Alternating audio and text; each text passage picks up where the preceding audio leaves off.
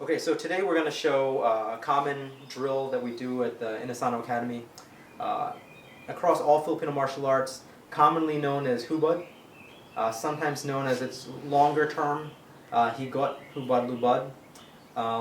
The different dialects and different ways of interpreting Hubad is different. For a lot of people, Hubad just refers to a close quarter drill. That's usually how Guro Dan talks about Hubad and what it's used for. But the term Hubad refers to something like very close. It could refer to as being naked or being intimate. It's all that kind of intertwining, very close, tying and untying kind of concept. So I'm not really going to go into too much about the what's the most appropriate or most universal terminology.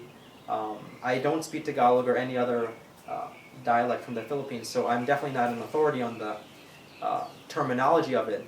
But this is a drill that, at least in a lot of Filipino martial arts here in the U.S., that people refer to as Hubad. So usually, as it starts out, John is going to do kind of like an angle one or a forehand chop. And the first way that I learned it was when the chop kind of comes down. This represents an angle one of the most common angles, whether we're stick or blade or empty hand fighting. Mostly with a weapon though. When this comes down, I'm just going to come in, I'm going to stop it here. This could represent a block. This could represent just my hand being up and a cover, but it's really this inside reference point, my left to his right reference point. So I'm going to stop it. It's also, instead of us taking as a purely defensive maneuver, where this could kind of collapse, the first way I learned it was from Mr. Carlos Patalinghug. Instead of me stopping it, I wedge in, almost like I'm trying to take this eye jab in here. So it creates a little bit of this wedging force. Not that different from the way that I had learned of Bong Sao. When this comes in, it's kind of the wedging force in, and not so much of this pure mechanical structure, but the motion of it that provides some of the stopping power. So when he comes off with angle one, instead of me just stopping that could collapse, I'm actually going to wedge it in, and I'm actually going to aim for the eye. So my wedge creates my structure, and I still stop this angle one from coming down. After my wedge, I'm going to raise, I'm going to slap this down, and I'll feed my angle one here. And now John's going to do the same thing. So he's going to wedge it in, he's going to raise and slap and hit. So Paul Vunak uses the terminologies as raise, slap, hit, but there's other ones too. So we can wedge it, I can salute. Now my salute can just be this kind of salute where I kind of come in more of like as we think of salute, or I can really come in and try and clip the arm in this way.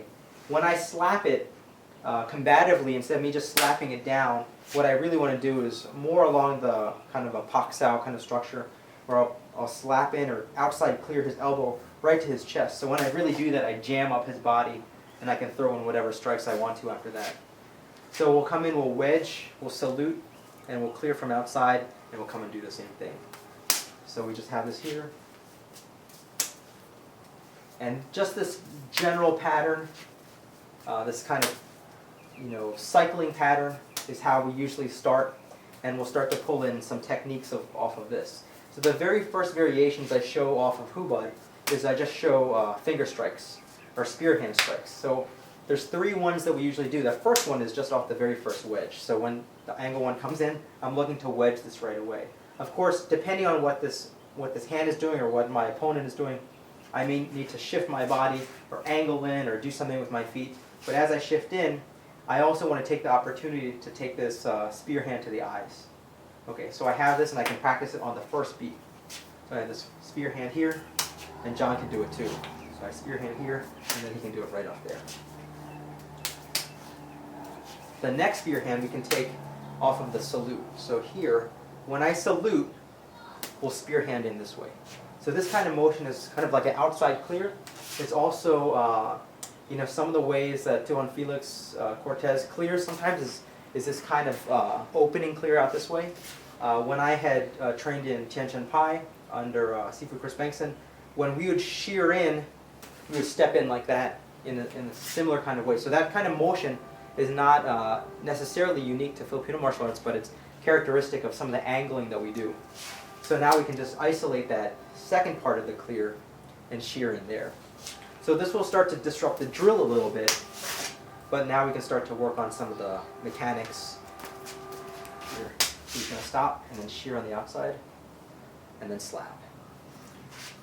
I wedge, shear on the outside, and slap.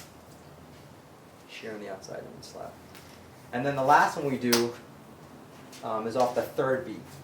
So if this is my 1 and my 2 and my 3, instead of me slapping down, I can ride this right here. I can either ride it and bounce, or I can ride it like this. In Guro Dan's curriculum, Panantukan, we have a ride that if John was jabbing, I just ride it in like this. And you can do the same kind of thing where when we're in Hubad, off the third beat, I have my 1, my 2, and 3, I'll ride it in just like this right before I take my next shot. So he can wedge, he can salute, and then ride it right off here and come in there too. 1, 2, 3. So the ride becomes my clear, my outside clear as well. So then we can always mix it up. So now I have my finger jab or my sungab or my spear hands off my first beat here. I can have it off my second beat, or I can have it off my third beat. So my 1, 2, 3. So those are just some different things that that you can play with. If you're familiar with the Hubad drill, those are some modifiers that you can put in. But if not, just this basic structure, this wedge, salute, outside clear, and hit back is the basic structure that we usually use.